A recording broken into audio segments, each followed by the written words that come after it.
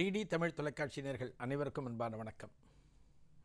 எத்திக்கும் தித்திக்கும் முருகா நிகழ்ச்சியில் வள்ளிமலை பற்றி நம்ம பார்க்குறோம்.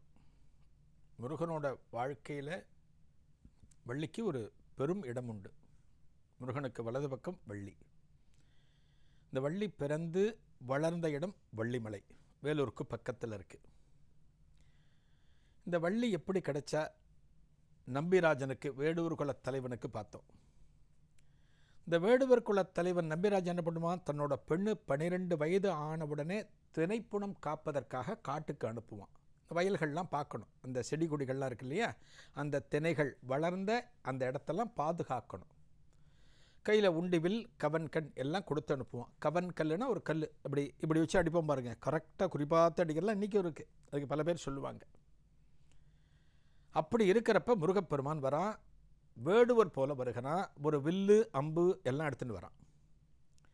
வந்து வள்ளிக்கிட்ட பேசுவானா, நீ ஒரு பெண்ணு, நீ ராத்திரி இங்கே இருக்க, நீ தனியாக இங்கே இருக்க, நிறைய மிருகங்கள் வரும், உனக்கு ஆபத்து வருமே, யார் உன்னோட அப்பா இப்படி ஒன்று இங்கே அனுப்பிச்சி வச்சிருக்கார் அப்படின்னு முருகப்பெருமான் கேட்பானா.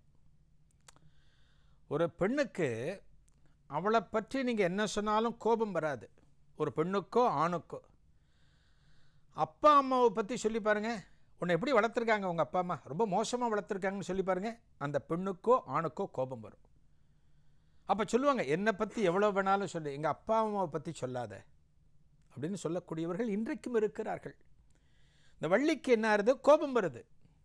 நம்மளை இவ்வளவு கஷ்டப்பட்டு நமது தகப்பனான நம்பிராஜன் வளர்த்துருக்கிறாரே, உடனே இப்படிலாம் வளர்த்து காட்டுக்கு அனுப்பிச்சிருக்காருன்னு இவர் சாதாரணமாக பேசுகிறாருன்னு சொல்லிட்டு கோபத்தோடு பேசுவாள் வள்ளி. நீ யார் இதெல்லாம் கேட்குறதுக்கு? எங்கள் அப்பா பற்றி உனக்கு என்ன தெரியும், எங்கள் அப்பாவை பற்றி பேசுகிற அப்படின்னு கோபத்தோடு பேசுகிற போது தான் நம்பிராஜன் வந்துடுவார். யார்? வள்ளியோட அப்பா. வந்த உடனே இந்த முருகன் வேடுவனாக வந்திருக்கிறான் அல்லவா, அவர் பார்க்கக்கூடாதுன்னு சட்டுன்னு பின்னாடி போய், இந்த வள்ளி இருக்கிற இடம் ஒரு பரண் போல காணப்படும், அந்த பரனுக்கு பின்னால் மறைந்து கொள்வாராம். பரனுக்கு பின்னால் போனவர் வேங்கை மரமாக மாறினாராம். யாரே? முருகப்பெருமான். ஒரு வேங்க மரம் திடீர்னு வந்தாச்சு அந்த இடத்துல, ஏன்னா இருக்கிறதே தெரியாது. இந்த நம்பிராஜன் வந்தவன் என்ன பண்ணுவான்? பொண்ணுக்கு தேனு தெனமாவு இதெல்லாம் சாப்பிட கொடுப்பான். அந்த இரவு வேளையில் சாப்பிட கொடுத்த போது நம்பிராஜன் கூட வந்த படை வீரர்கள் இந்த திடீரென உருவான வேங்கை மரத்தை பார்ப்பார்களாம். என்னது இந்த மரம் திடீர்னு இங்கே வந்திருக்கு, இந்த மரம் இங்கே கிடையவே கிடையாதே, இந்த மரத்தை உடனே வெட்டுவோம் அப்படின்னு ஆயுதத்தை எடுக்கிற போது நம்பிராஜன் சொல்வானாம், இல்லை இல்லை, அந்த மரம் இங்கேயே இருக்கட்டும். என்ன ஒரு தொலைநோக்கு பார்வையில் அந்த அந்த வாசகம் வருது பாருங்க நம்பிராஜன் கிட்டேருந்து, இந்த மரம் எனது மகளான வள்ளிக்கு பாதுகாப்பாக இருக்கும், ஒரு நிழலாக இருக்கும் அப்படின்னு சொல்கிறானா. வேங்க மரம் யார்? வேங்கை மரம் முருகன் மாறி இருக்கான். அந்த முருகன் தனது மகளான வள்ளிக்கு பாதுகாப்பாக இருக்கான். இது தெரியாமலே சொல்கிறான். அந்த வேங்கை மரம் முருகன்னு தெரியாமலே நம்பிராஜன் சொல்கிறான். அப்படியா, சரி வேண்டாம்னு எடுத்துருவாங்க. நம்பிராஜன் போயிடுவான். நம்பிராஜனும் படைவர்களும் போயிடுவாங்க. கொஞ்ச நேரத்தில் இந்த வேங்கை மரம் அப்படியே இருக்கும். அந்த வேங்கை மரத்து பின்னிலேருந்து முருகன் வருவாராம். யார்? வேடுவராக வருவாராம். வந்துட்டு வள்ளிக்கிட்ட பேச ஆரம்பிப்பார். வள்ளிக்கிட்ட பேச ஆரம்பிக்கிற போது பேசிகிட்டே இருப்பார். திடீர்னு பார்த்தா நம்பிராஜன் திரும்ப வந்துடுவான்.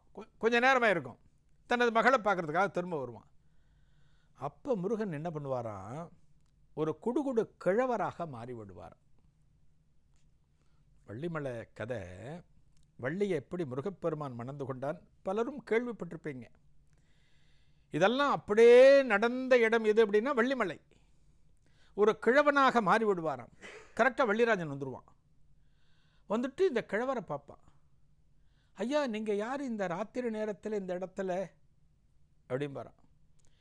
இல்லை, இங்கே பக்கத்தில் ஒரு சொனை இருக்குன்னு சொல்லுவாங்க, அந்த சொனை ரொம்ப புனிதமானதுன்னு சொல்லுவாங்க, அந்த சொனையில் குளிக்கிறதுக்காக நான் வந்திருக்கேன் அப்படின்பாரான். உடனே என்ன பண்ணுவாராம் நம்பிராஜன் தனது மகள் வள்ளிக்கிட்ட, இந்த வயதானவருக்கு என்னென்ன தேவையோ நீ தான் அவருக்கு செய்யணும், அவருக்கு தேனு தெனமாவெல்லாம் கொடு, அவருக்கு பசிக்கு, அப்புறம் அவர் ஏதோ குளிக்கணும்னு சொல்கிறார் பார், அந்த சுனைக்கு நீ தான் அவரை கூட்டிகிட்டு போகணும் அப்படிம்பானா. எப்படி இந்த சூழ்நிலைகள்லாம் அமையிறது பாருங்க. அந்த குடுகுடு கிழவனாக முருகப்பெருமான் அந்த இடத்துல தோன்றி இந்த வள்ளியை மயக்குவதற்காக முயன்ற வேளையில் நம்பிராஜன் வந்துடுவான். வந்தோன்னே நான் குளிக்கணும் அந்த சுனையில் அப்படின்னு சொன்ன உடனே நீ உதவியெல்லாம் செய்யணும் நம்பிராஜன் சொல்லுவான். இந்த வள்ளிக்கு கோபமாக இருக்கும்.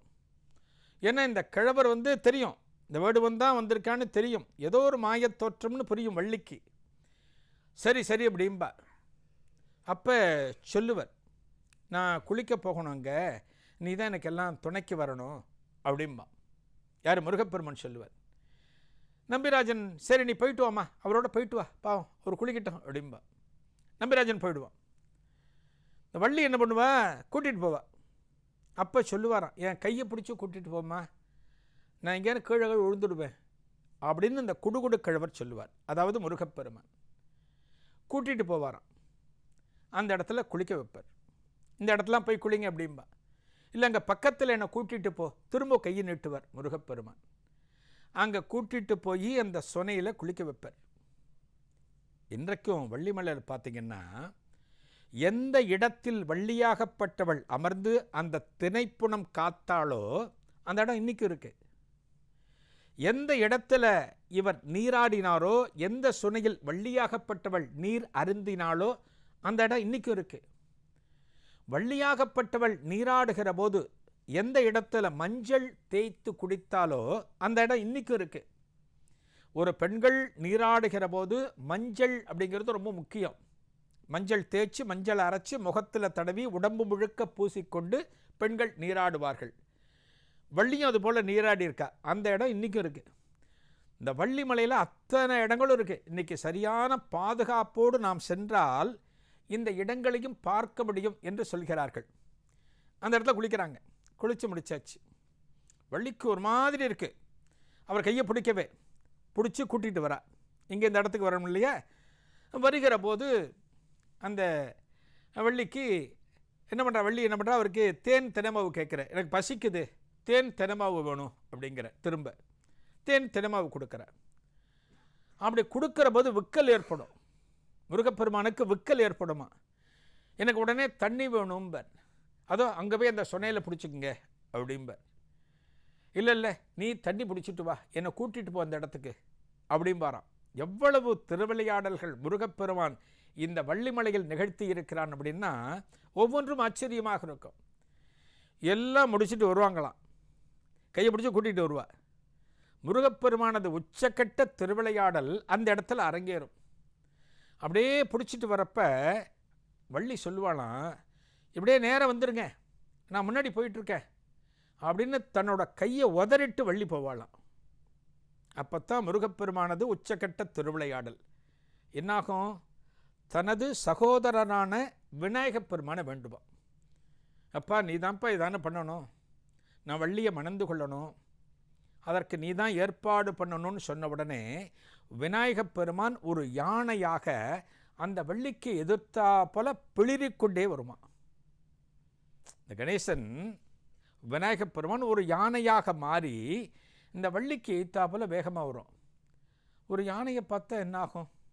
ஒரு யானையுடைய பலம் நமக்கு தெரியும். ஒரு யானைகிட்ட போய் நம்ம ஒத்தாள நிற்க முடியுமா? தூக்கி வீசிச்சு அந்த தும்பிக்கையால் அப்படி லேசாக தள்ளினாலே நம்ம ஒரு 15 அடி 20 அடி தள்ளி போய் விழுவோம். இந்த யானையுடைய பலம் எங்கே இருக்குது அப்படின்னா தும்பிக்கையில் இருக்குது. அதனால தான் அந்த தும்பிக்கையை எப்போ பார்த்தாலும் அசைச்சிக்கிட்டே இருக்கும். அப்படி தட்டினா போகிறோம், நம்ம 15-20 அடி தள்ளி போய் விழுவோம். என்ன பண்ணுறா வள்ளி? அந்த யானையை பார்த்த உடனே பிளிரல் சத்தம் கேட்ட உடனே பயந்து ஓடி வருகிறாள். இந்த கிழவனை கட்டி கொள்கிறாள். கிழவனை கட்டிக்கிறாள். என்ன என்ன அப்படிங்கிறார் கிழவன்.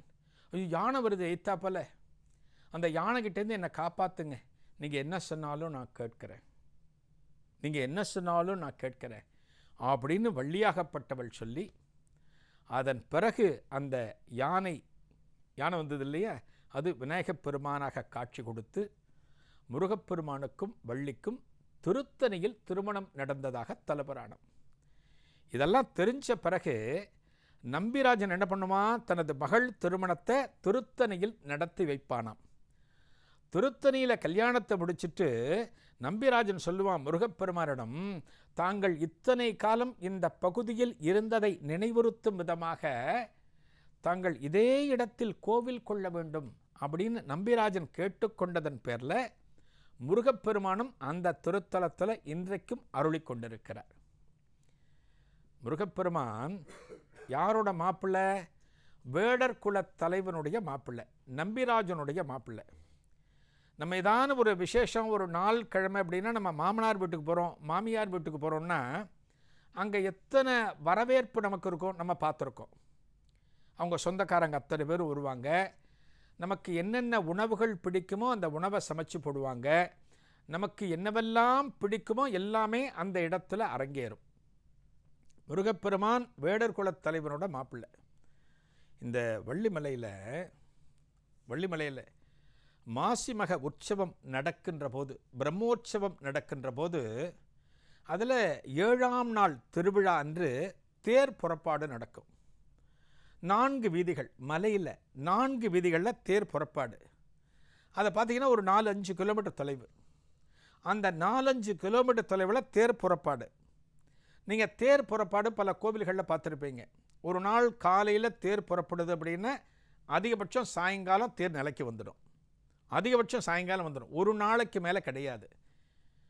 ஆனால் இந்த வள்ளிமலையில் இந்த தேர் புறப்பட்டுச்சு அப்படின்னா நிலைக்கு வருது 4 நாள் ஆகுமா. 7ஆம் நாள் திருவிழா அன்னைக்கு கிளம்புற தேர் 11ஆம் நாள் அன்னைக்கு நிலைக்கு வருமா. என்னடா அது, சின்ன ஊர், ஒரு சின்ன தொலைவு தான், எப்படி 4 நாள் ஆகிறது அப்படிங்கிற சந்தேகம் வருது இல்லையா.